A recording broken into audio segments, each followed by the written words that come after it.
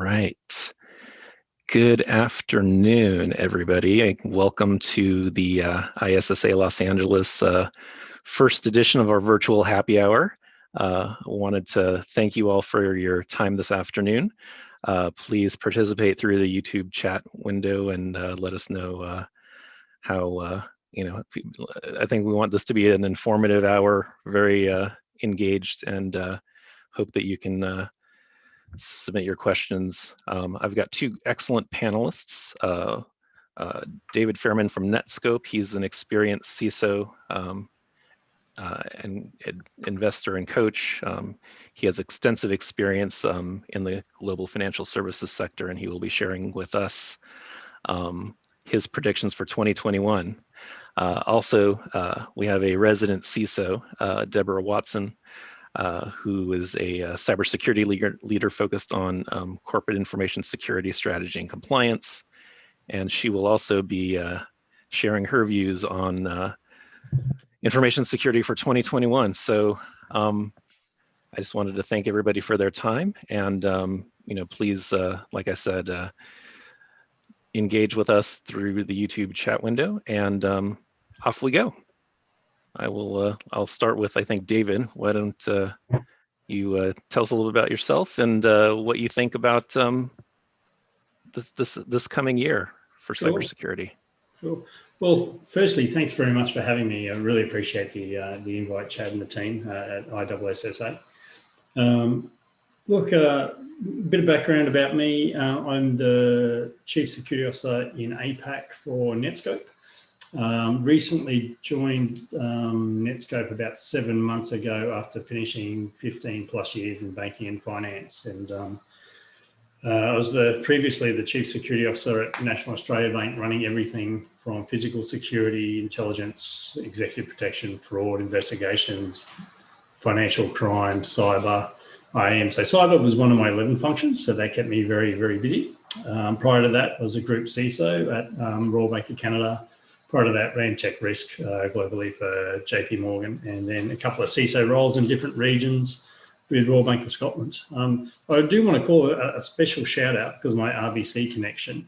I did notice on the invitee list that there's some City National Bank attendees had registered. So if you're on the call, big shout out to you guys. Always good to reconnect. A lot of good memory, a lot of good feelings towards City National Bank. When they part of the and my history with them, actually. So look, great to reconnect. Big shout out to you guys. Hope you're doing well. All right, Deborah, why don't you go ahead and give a little introduction, and then we can start with predictions. Sure. So, like David said, I'm glad to be here. I'm sure there's a bunch of different time zones, but most of our audience, I guess, is in LA. So getting on in the afternoon for you guys, almost time to go home. I've been in the industry for a little over 2 decades at this point. And I think that I've seen a lot of different changes in the approach for how we address things. And I think from 2021's going to be different as well. For us, or for me, I've been a consultant. I've had CISO roles. I've even been a QSA. So I've pretty much done the gambit. My last role where I was running cybersecurity was nuclear based. But I've also worked in environments that are financial services. I've worked in healthcare. I've worked in government. So I've got a pretty wide cross industry. I probably have worked in about 40% of the Fortune 100 at this point, consulting, if not actually working for them. And so I feel like I'm very lucky in having had that opportunity. Doing that, you get exposed to a lot of different challenges and a lot of different types of implementations. And I think that without that, I couldn't do what I do today. So, and I think it makes a big difference, but I do think I've been lucky. And I really enjoy what I do. So, hopefully you guys will enjoy this discussion, and please don't hesitate to speak up and ask questions. All right, let's go and let's start with the first question. And this is what everyone's curious about. what does the year hold for us? What are our predictions for 2021 for security? All right. Look, maybe I'll start off if that's okay with you, Deborah. I'll give you my perspective, and then you can challenge some of my thinking, maybe. You know, I'm open to debate. It's all good. So look, I'm probably going to go with three things. I think that we'll start to see a rise in over the next year, and maybe it might not be the big impacts that we see, but I think these are the emerging risks or the emerging threats that we really need to be thinking about. I think we're going to see more progress or more impact with cyber physical threats. So I think with the convergence of cyber physical systems, we're seeing IoT devices, smart cities starting to and smart devices starting to take hold. And I think, let's face it, this year we saw an impact there in Germany with some ransomware, where a ransomware attack is arguably resulted in the death of a patient, right? So I think that, those sorts of threats are going to be on the rise, in my opinion. I think that's only going to gain traction. Second thing, I think, will be deep fake and the impacts of deep fake. And what we're going to see there, we're seeing really great technology and capability out there now with AI and ML, and the way that that's being used in these approaches to enable and send false messages, false news, and really divide people's thinking and change people's thinking.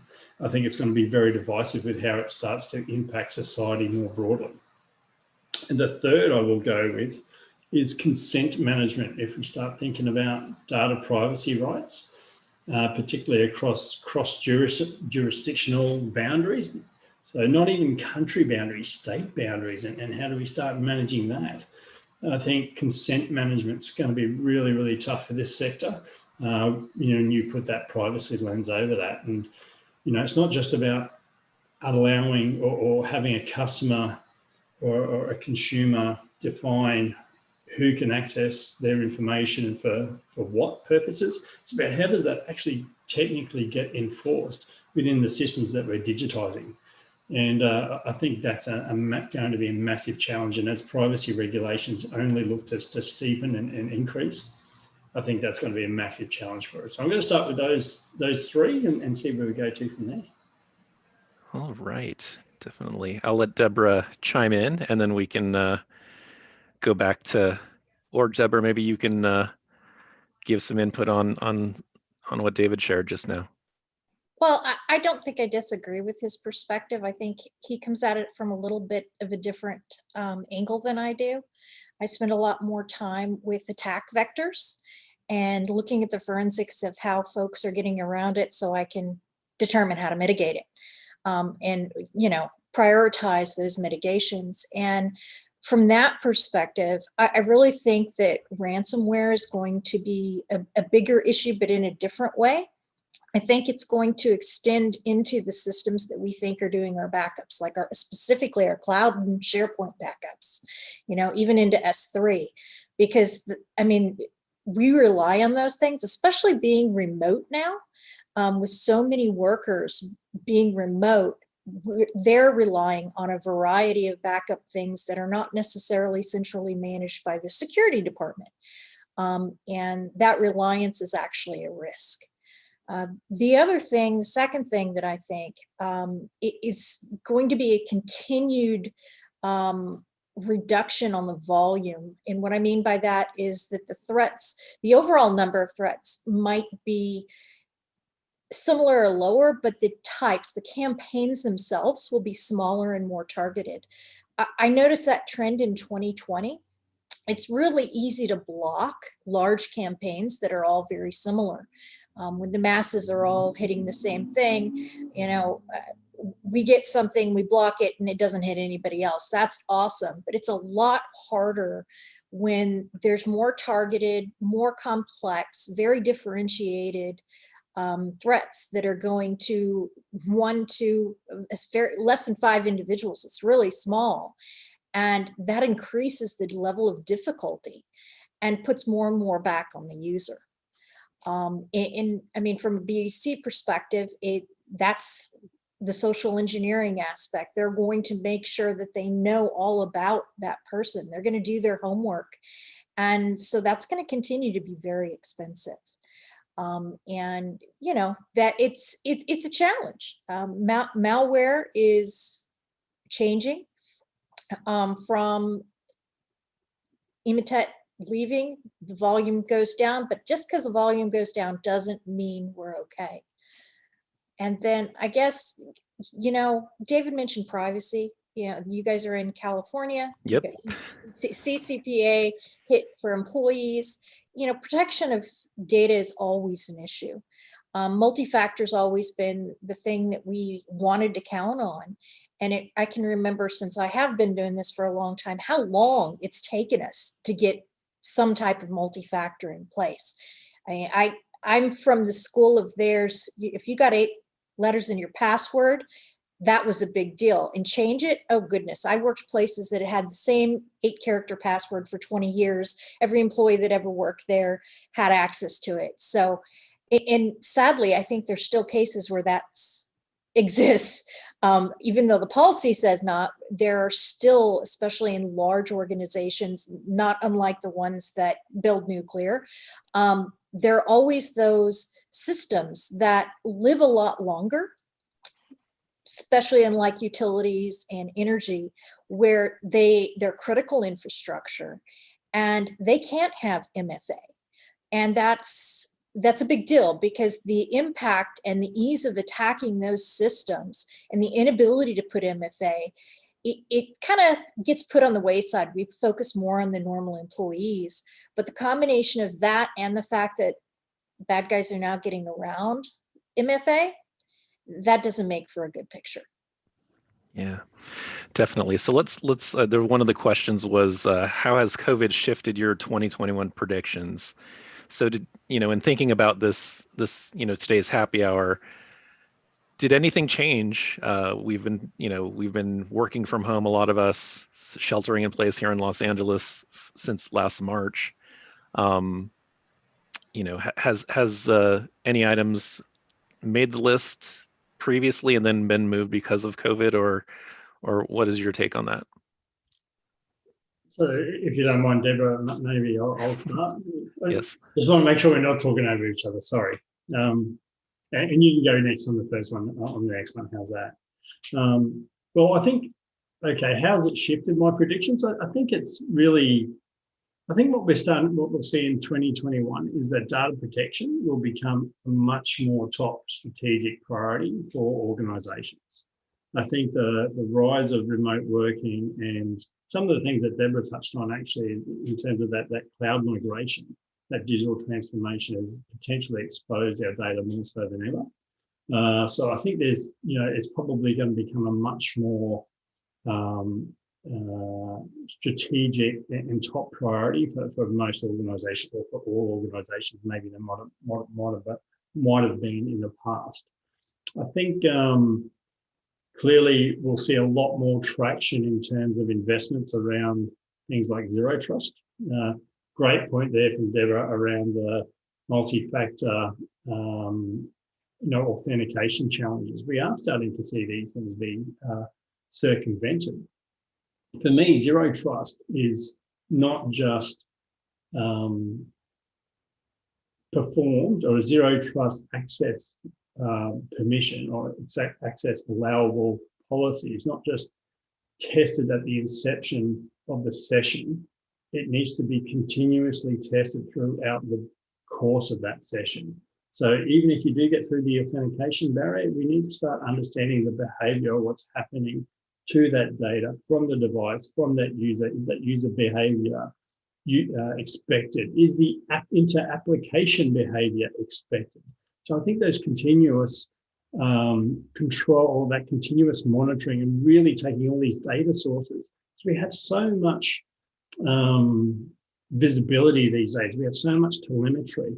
We need to be starting to analyze that in near real time and making adaptive policy decisions based on that data that we're seeing, based on some sort of risk profile around that. And I think that's really, we're going to see a lot of drive down that zero trust evolution this year, I think. Interesting. Deborah, what are your thoughts?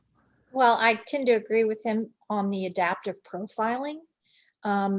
Because of the changes, and I've been doing adaptive profiling for even before I joined Proofpoint for several years, but I'm seeing it's where it was more your high tech, your very, we're talking the teams that have 150 people on their security team versus, a smaller shop that has 10 or 12, and by the way, I've seen both those numbers of security folks support a 25,000 seat organization.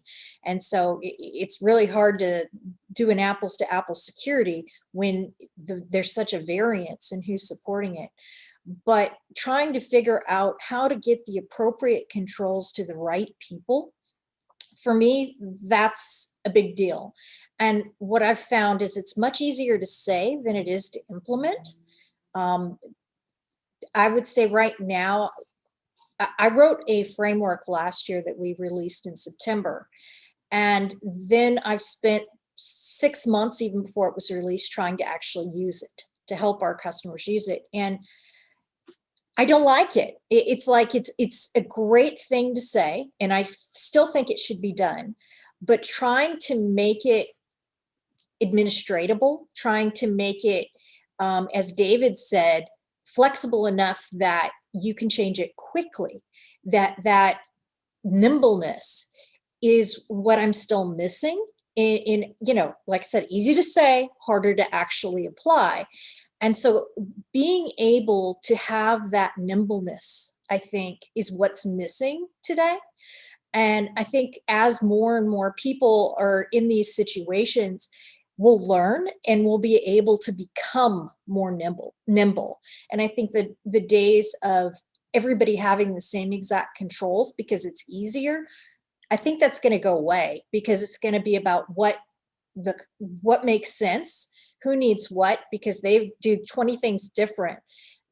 Then the team A does something that's completely different than the other. And why are we paying for security for team B when they don't need those protections? So I think that's really going to make a difference. It's going to be more adaptive, at the beginning of the year, a little slower, but more towards the end of the year, I think people will finally figure out, okay, this makes sense. And if they haven't started doing it, they will soon. Interesting. There's a question about artificial intelligence and cybersecurity. So given we've got COVID, we've got artificial intelligence coming up as a buzzword in some cases, but still very important that the ability to to look at a system and detect anomalous activity and being able to look at pattern matching across environments and see things that the human, a normal person wouldn't be able to. How does AI fit into all of these predictions for 2021? Especially we've talked about deep fakes and consent and privacy and attack, the attack surface. What do you think? And I'll let Deborah start with that. So, I mean, when most people think of AI, they think of the rise of the machines, they think of the singularity. And I really don't think that, other than perhaps in some research areas and some very bleeding edge spaces, that we use AI the way they visualize it on TV. I think a lot of the things that are called AI are really just expert systems within code. They are looking for something and then acting based on a very specific code set. And the actual learning, I think the learning is probably not as good as we'd like it to be. Again, not to say that it can't be done, but I think a typical piece of security software, and ours is not any different for the most part, I don't know that it's ready to be a consumable, because for one thing, we don't trust. Okay, we're not going to trust that system to go do it for us. I mean, think about GDPR requirements. You have to be able to justify why you did X, Y, Z. Why did you give somebody access? What, there's all these whys. And when you have a black box AI, you're not able to understand clearly a typical layperson to justify that. And so I think it's going to be a while before we get to true AI built into the systems. It'll continue to be kind of a mixed partial expert system that impersonates AI. Awesome. All right, David, I'll let you I'll take a crack at this. I'll take a little bit of a different slant on that. I think machine learning and deep learning models are being used pretty broadly in sectors outside of cybersecurity. And I think what the risk is there, what the challenge is there, is the manipulation of those models and those systems by poisoning the data that they're using to learn on. So I think there's a big risk, actually, and that's probably one I should have called out in terms of my emerging trends. I've been working with a company now for a couple of years that's been looking at that, because we do see that as a big concern. If you think about how financial institutions use AI models or ML models we use them for fraud detection, we use them for financial modeling. If the input data or the learning data was poisoned, manipulated, how would you know that model or that algorithm is actually giving you the outcome you desire? So I think that's the risk there. So how do we start to govern and protect those capabilities? And I think that's a cybersecurity risk, or sorry, a cyber risk that we need to think about how do we start solving for. I think to Deborah's point, from a cybersecurity perspective, is it really working as well as we would like? I think there's supervised learning and unsupervised learning. I think you're absolutely spot on, Deborah, that we'll always need to justify our outcomes, but I think that comes back to how are we governing and controlling and making sure that we are getting the outcomes that these models are needing that we're expecting from these models. How do we make sure that they're operating the way we expect? I think that's the challenge, because I think it's really, really important that we do embrace this capability, this technology, because in my entire career as a CISO, there's two major metrics I've always been trying to drive down: mean time to detect, mean time to contain. Now, anytime we need to throw a person into that process, we are slowing that process down. So how are we trying to fit? And that's not just automation, because automation is about having a playbook, understanding an event, and automating that playbook. How do you identify the new issues, the new attacks that you haven't seen before, that you don't have a playbook for? The moment we need to keep throwing threat hunters at that to identify these new issues that then need playbooks created, we're slowing that down. Our adversaries are leveraging this capability to attack us at unprecedented rates.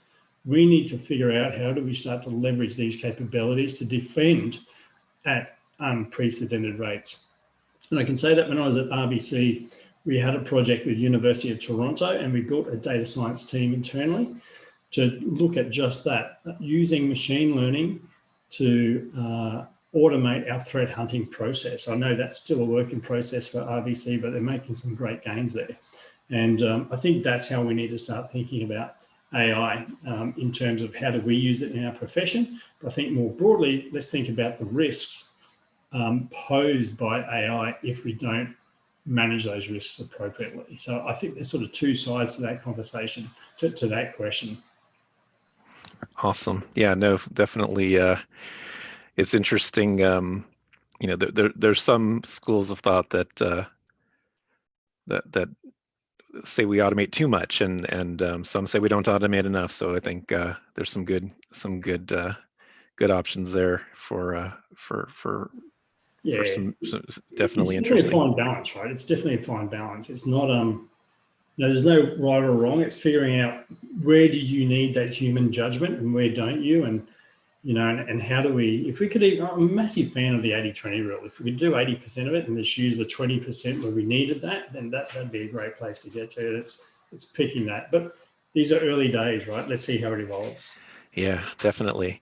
I'm going to jump in with a question about from Kevin, who says that do you think that our devices are too connected to the internet? You know, I think we mentioned early on about, David, you mentioned Internet of Things.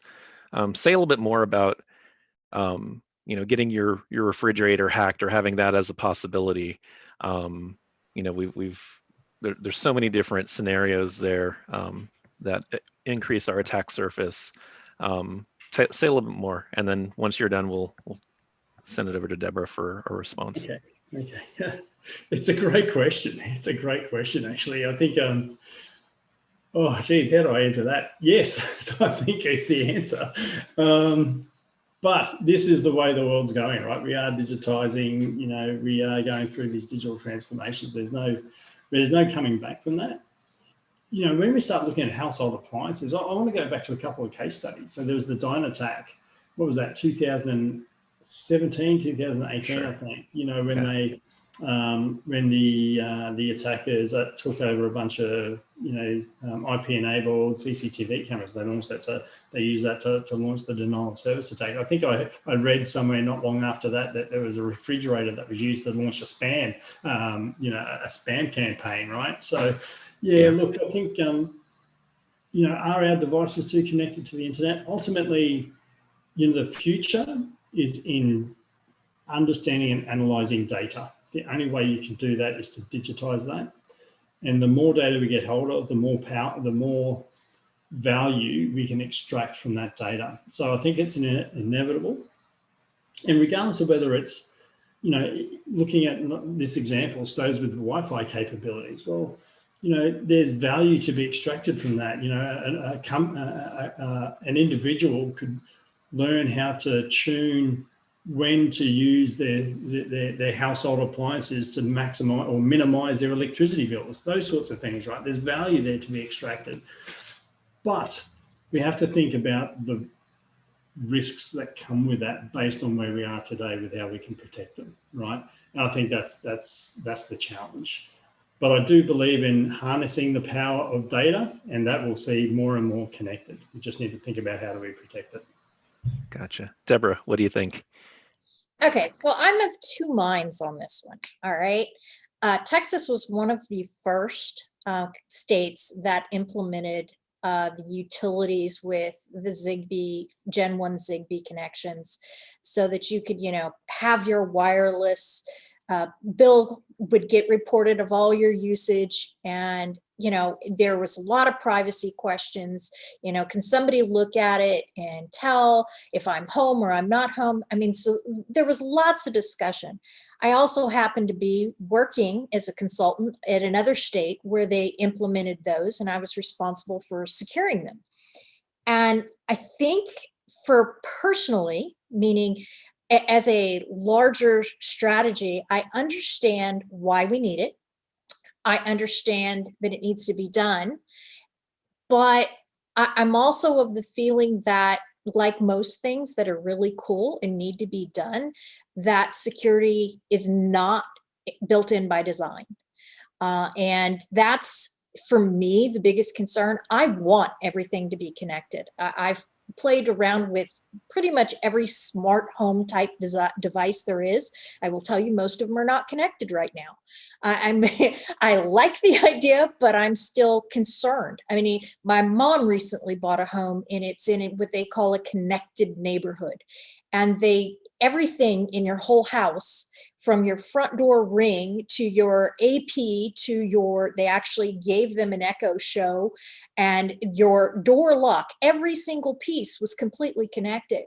My mom is a 76-year-old woman who has absolutely no idea how to protect any of those things. And dollars for donuts, I'm willing to bet that maybe in that whole subdivision, one person would have an idea of what they needed to secure that. And while they were installed by I will not name a company, but it was a high-tech Silicon Valley company that did the installation, they still left all the default passwords on there. And I think this is our challenge. So I want to be able to have the convenience. I want to say, hey, Alexa, do XYZ, or Google Assistant or whatever, pick one. But I love that convenience, okay? I love the idea of a refrigerator who tracks my groceries. I don't have one. I have a see-through, but it's that balance between how much risk do I want to have for that convenience? I have a wireless garage door opener. I don't have the wireless enabled. It's just that scary piece to me that I don't think the stuff is ready. I think it's getting there, but it's back to where it was 20 years ago with those 8-character passwords. Yeah. And anybody can get to them. And I mean, when we're talking, there are still Gen 1 Zigbee connections for utilities. And if anybody really knew the details, if you get the admin password, you can send an SMS message and turn them all off if you know what you're doing. I mean, it's that bad. And if you can imagine a whole, a first responder network that is using those, having their power turned off, or or a hospital, the implications are dire. They're very concerning. And that's just one example of the types of devices that are out there. So I think it's, they're great on one hand and it's risk on the other, but isn't that everyday life? I mean, that's our whole thing we deal with when we enable security. We have to be able to have that innovation, and security is going to eventually, hopefully, catch up. Right. I agree with that. And can we let's just dialogue this, because this is a great conversation. Yes. I agree with that a lot. And I think, we need to support and embrace the innovation. We just need to figure out how we get a lot better with supporting that in a safe way. But it's also about getting the buy-in from our stakeholders. It shouldn't just be the security people that are needing to have this conversation all the time. So how do we as an industry drive that change in mentality as well, right, to get that buy-in that we need? And I think the other thing that you mentioned it, Deborah, around the convenience. People love the convenience, right? And I think the problem, I think, with that is humans love the convenience, and they don't necessarily feel an impact personally when something goes wrong, right? Because, I think about, I'll give you a really good example, fraud, right? So, okay, I might use my credit card on online shopping or whatever it is. That might get compromised. I might even give my credit card over the phone so I can buy something, buy it from a shop, and they're going to pin it into the point of sale machine. And I shouldn't be doing that, right? I shouldn't be giving my credit card, my expiry date, and my CVV, but I do it because actually, you know what? If I get defrauded, I don't feel the impact. The bank feels the impact. The bank will wear the fraud, right? Or the merchant will wear the fraud. The personal consumer generally gets reimbursed by the bank or the merchant, generally. So I think until there's true impact really, really understood, people like the typical layman, everyday person, I think won't necessarily change their mentality per se. They will expect security vendors, they will expect manufacturers, they will expect companies to be protecting them. And I think that's the challenge. And yes, we all need to play a role, but individuals need to play a little bit of a role in that space as well. I don't know how we as an industry solve for that either. Yeah, no, for sure. There's definitely that balance between we just talked about zero trust, and then in the next 10 minutes later we're talking about how default passwords are set on Wi-Fi devices. So I mean, it's for companies, we want zero trust, and we want to deny your Windows XP machine from getting on the corporate network, because that's not a good thing. But we also we have all of these different tools that are not set up that are set up very openly. So one thing I wanted to talk about, maybe we can take in a little bit of a different direction, is privacy and consent. We just talked about Internet of Things. We talked about artificial intelligence. What do you think? Where does privacy fit in all of this? And I'll start with Deborah. Okay, well, I do a lot of privacy work, and consent is difficult. Nobody reads the privacy, even the cookies. When we implemented the requirement for all of these sites to say, okay, now you need to accept our cookies, nobody reads it. Nobody is doing anything about it, but they got a get out of jail free card because they posted there. You could post anything on those little notifications. Nobody reads them. I mean, I don't think that, I think our actions is we do these processes that nobody actually follows up on. And technology can only do so much. We have to have the governance and the policies and the processes, but we have to actually be able to manage them. A lot of the things that we're asked to do with GDPR and CCPA, they're really, really hard because all that data that we want to share. And it's not just Facebook. It's all of us that have a lot of data now, which is pretty much everybody. It's balancing that. We want to serve that convenience factor, serve the customer, serve the person with what, even at home, it's not just business, but in general, that data creates a convenience. If you go to the doctor, you want to know that that doctor knows everything in your medical file, okay? They didn't miss an allergy that is done. And I honestly get annoyed when I get asked my allergy. It's, you know, every month or every time I go, it's like, wow, they didn't change. But if you go to one office and then you go to another one and you're repeating yourself because they don't have that data, nowadays we find that annoying. We find it inconvenient. The flip side is we also don't want our data sold. Although I would argue that at this point, at least in the US, pretty much everybody's data has been sold at least once. And after they pay a fine for their data loss, they just, or maybe have a small bump in their stock value, it recovers and life goes on. Yeah. I don't think that the penalty, what they're required to do about it is addressing the issue. It's intended to. And I think it's not unlike what we were talking about with the IoT. It's until we care enough to do anything about it as people. And then there are groups of people that have talked about privacy and availability in the internet and data. I mean, there's plenty of them, but especially in the US, it's not the same as, it's not a right to privacy. Sure. And it's just not built. We have lots of rights here, but that's not something that we've inherently always have. And we're very happy to give away our data because it should be fine. And especially the younger generations, they think it's great. I want to share everything with everybody. And I can remember when my daughter was in high school trying to explain to her that, you know what, when you graduate, you're going to want to go get a job. And that stuff's still going to be there. And her and her friends just didn't get it. They don't understand that once it's there, and you can't delete it from the internet. And I think that that's going to be a challenge for the next generation. And it's going to be a situation where you don't own your own data. I mean, I don't know that we do now. Technically we do, but we really don't. And I think that's going to become more and more the thing is we don't own our personal data. Yeah.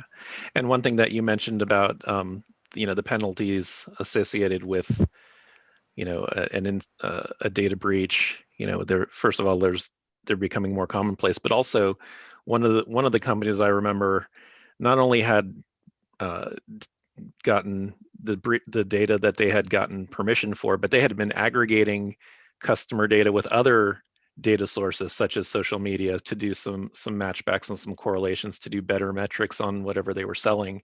But that's what drove me nuts. Like, I didn't sign up for, I didn't give them permission to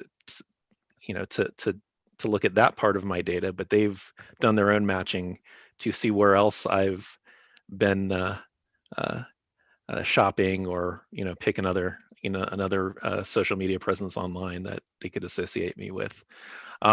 David, what are your thoughts on this? This is very good dialogue. Yeah, look, no, really, really good. I think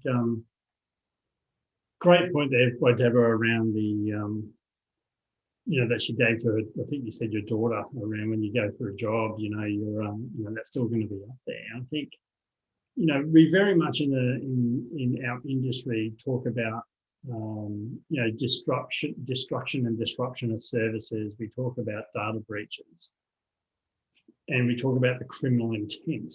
But then there's social and personal impact, and I think you highlight there, Deborah, which is spot on, right? So this is out there, and what does that mean to your reputation? What does that mean to future job prospects, all those sorts of different things, right? And Chad, your point around and to be honest, like, can you blame an organization for trying to glean as much information about you as they can from public sources? Unless they're going in and actually breaching an organization and taking that data, if it's publicly available, they pretty much got every right to go and do that. I mean, that's just smart business. That's about extracting the value on the data that they can get. No different to what we do with threat intelligence. We try and go and get as much information about things as we can. We analyze that so we can make more informed and prioritized decisions, right? So it's a bit of a two-way street from that perspective, I guess. So it's an interesting conversation. I think privacy will continue to be a challenge. I think that consent management is just going to be horrible for everyone. And I think we're going to have to work through that together, industry-wide, and we're starting to see some organizations think about that. But I think there's a lot more work we need to do with governments as well, and driving government thinking around some of these regulations and legislations. And there needs to be more of a coming together of industry, technology companies, and government in terms of how we start to shape some of these things, right? And I know there are working groups. I'm not saying there's not, but clearly we're still struggling. So we just haven't hit that sweet spot yet, have we? So a little bit more there to go. Yeah. And if your company happens to, like in my company does business in Canada, so we've got the double whammy with CCPRA, where we've got the new California laws coming with CPRA, and then also with new Canadian laws coming on the books. So our legal teams are very busy, and as a security practitioner, the basics are important. Where's my data? Is that Canadian data housed on a Canadian server? Those are the types of things that you have to think about. They're architecture decisions, and sometimes you have to rethink how you've stored, once you've identified your data, how you've stored it. Yeah, data sovereignty is becoming much more of an issue, right? Yeah. Absolutely. What do you think, Deborah? I think designing architecture with so many different data residency requirements is a nightmare, quite frankly.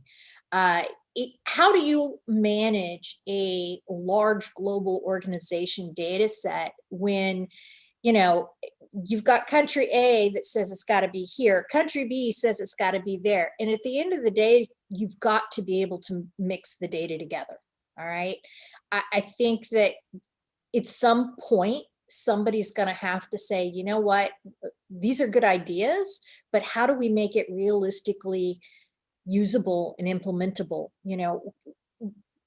I understand why we're doing it differently, but I think that the more I see of, customer data protection, as important as it is, it's very difficult to do. The data, you're analyzing the data for the customer, you're analyzing the data for a specific industry, then of course you're marketing people and they've got all their whole different data set. But if you just look at the type of data that we use, all the threats that are coming to an organization, it's hard to say that, okay, well, I can't use that solution with everybody else because mine's got to be local, and the software as a service solution only hosts in country A and B, and that's not mine, and therefore I don't know what we're going to do for the offices there. I think it's almost economically, we know it's going to cost more, but the impact to those countries may be that their growth is slowed because it'll be cost prohibitive and process inhibitive to do what needs to be done. And some organizations may choose, because sometimes the rules are, if you have employees there or if you have customers there, it may actually be cheaper not to do business in some spaces. Sure. It's going to have to be a cost benefit risk analysis. If you look at the numbers, it's a big challenge. Setting up all the extra licenses, all the extra architecture in country B versus everything else is in country A. Not a good thing, but it's a worse look when you're talking about having a completely distributed architecture, because we're already distributing, right, for failover reasons. So now we've got to distribute based on residency requirements. And the more things that are happening, the more expensive that it's getting. And I think that the complexity just keeps increasing, but the input, the cost of things is not rising such to support it, if that makes sense. And the people, I mean, the management, we're not getting more people to deal with these things. We need to figure out better ways to do them. Maybe we'll have some magical leap in architecture that solves this, but I haven't seen one yet. All right, I'm going to take another question. This is a great dialogue. One of the questions out there is, how are security professionals, have we been able to identify the deep fakes from reality? And this is probably more of a David question, because this was one of his predictions. So David, I'll let you start, and hopefully you've got some good ideas about the future of deep fakes and what it means. And I've seen some good ones, so I'll let you take the floor on this. I'm just saying it's a threat. I'm not necessarily saying I have an answer for it. I think it's one of the challenges, right? I've been to a number of sessions and think tanks, and but I think a lot of it's too around people recognizing that they need to try and validate things that they see, right? And I think that's where the security profession or the risk profession is going to go. Not so much the security profession. I would articulate that as being more a risk profession. Is how to, the risk professions within organizations trying to figure out how do they start to monitor social media, news outlets more effectively, and particularly the news outlets themselves, right? Like, how are they starting to identify what is actually legitimate, what is not legitimate? I don't have an answer for this. I think the technology that's being used to exploit this is extremely advanced. I think the threat actors and the motivators, that the people who are motivated to do this, are very skilled. There are, I'm sure there's ways, if you got hold of the actual digital original file itself, you'd be able to detect it. But looking at it, on a screen that's being pushed out, how do you identify that? I think that's extremely tough. I don't have an answer for it, I'm sorry. But it's a challenge that we're going to have to think about. It's definitely a challenge that we're going to have to think about. It's only going to get worse. Sure. Deborah, do you have any thoughts? Well, I definitely don't have an answer. I think as much as we put our data out there, though, it's making it so much easier for people to create them. There's so many more sound bites. There's so many more images. And that software, that combines them to create something else. And I think they're using AI. We talked about, they're using AI where they can take these snapshots of voices. They got enough that they can actually change the words that were completely said. Exactly. And I think it's not unlike a lot of things in security, that the bad guys figure out how to do it way before we figure out how to fight it. But it's not just deep fakes. That is just in general. They're always a step ahead of us. And for whatever reason, they have more people, and they don't have the processes and things we do to get in their way and slow them down. So they're very agile. Yeah. So given that the workforce has changed, I'm going to go to a different question about, this is a risk about working from home, really. We just talked about smart homes and Internet of Things.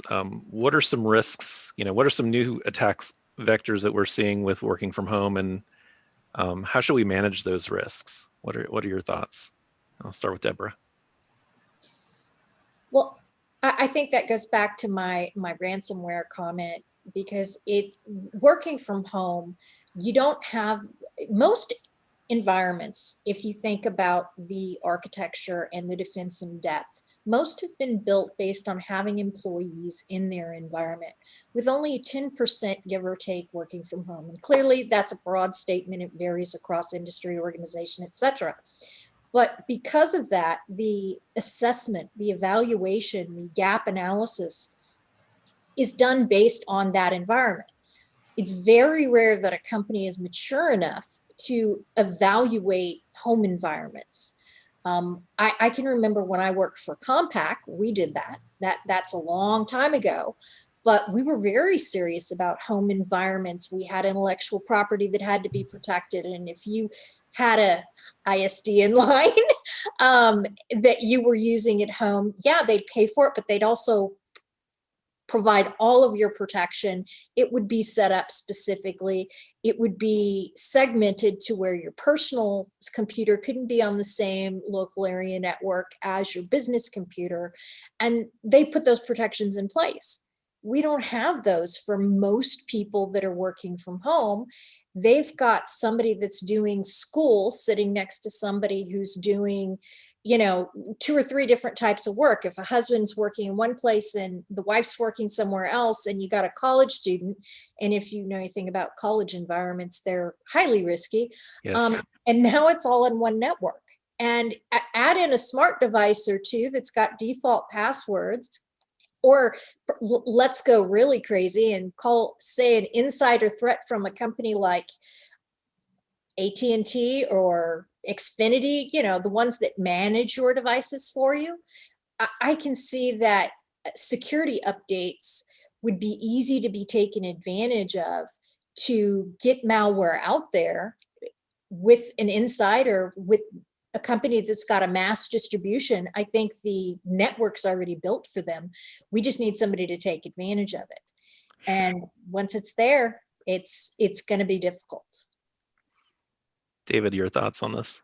Yeah, look, clearly can't disagree with any of that. I think the sort of the SolarWinds attack shine a light on, you know, how much we're relying on software provided within you know, within our products. And if that's compromised, what does that look like? But let's go back to the specific ask about work from home. Is it a higher risk from work from home? I would say, I wouldn't necessarily say it's a high risk. I would say maybe there's some significant use cases that come to play. And if I think about that, that's somebody who might be connected to your local LAN. And therefore, can they use that as a hopping point or a foothold into then getting onto your corporate devices, right? But then you could sort of say that, well, we've had that concern anyway with, you know, cafe hotspots and all those sorts of things anyway. If they're locally on the LAN, that's really the key connection. Maybe if there's some Bluetooth compromise or something around that, then we start to, that probably becomes a little bit more significant. But I wouldn't say it's a significant rise in risk. I think the risks have already presented there, have already been there in some other way, shape or form. But I would just say it's a different use case that we need to probably start to think about. Awesome. All right, I've got another like 5 minutes before we wrap up. First, I just wanted to thank you both. You know, David from Netskope and Deborah from Proofpoint, just to make, you know, we have this Spectra Alliance. So just as an aside for our ISSA folks who are watching at home and across the nation, there's an alliance of 4 companies: CrowdStrike, Netskope, Okta, and Proofpoint, and together they are they're providing us with a powerful proactive approach to defenses. And so I just wanted to thank all 4 companies, one for their time and for their sponsorship of this event. We can't do what we do as security practitioners without companies like you. And so thank you, you know, for your generosity. And you know, there's a lot of great ideas that we've talked about today, and I really hope that we can do it again. You know, ISSA as an organization that's goal is to improve the knowledge in the security space. You know, this is the type of event that we should have more dialogue, more of exchange of ideas. So thank you so much. We also have an event coming up on February 17th on physical security. It's another virtual chapter lunch. Physical schmizzical, why InfoSec needs to get on it. You can look at the ISSA-LA website for that, as well as social media. So thank you again. So I guess let's do one last question. I guess, Deborah, what are your last thoughts on predictions and for 2021?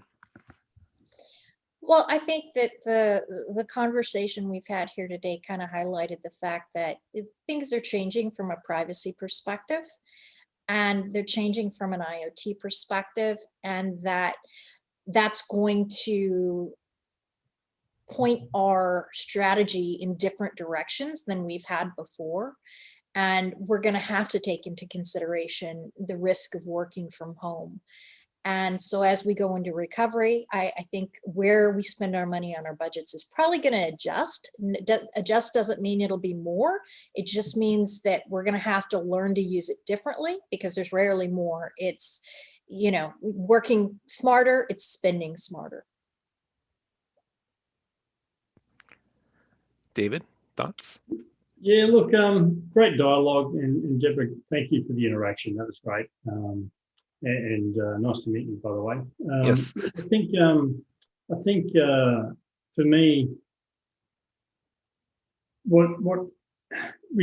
think the one thing we can take away is that this industry or this environment will continuously change.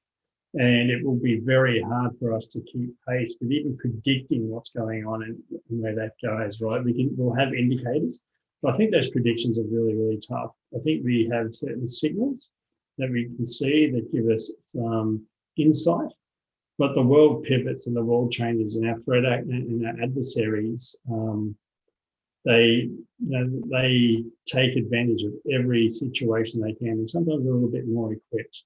I think I would say, think about those big ticket items which is going to bring society to a crunch more so than our individual organisations, right? And I know we're all here to protect an organisation, but I think there's some bigger challenges here that the industry faces.